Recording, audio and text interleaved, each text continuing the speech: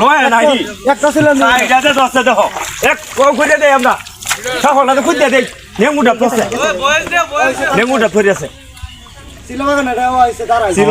সিলাবাগাই ভিডিওটা করো ভিডিও করো দেখো দেখো কি লাম্বা কি মুড়া এই দেখো খুঁজতে পারিস আছে এই ভিডিওটা করো ভিডিওটা সাত দত্ত মাহফুজের কৃতি সন্তান ডাক্তার শেখ সাদি অবস্থা দেখছো মাথানি মুড়া দেখছো অবস্থাটা দেখো আমাদের কুমড়ি গ্রামে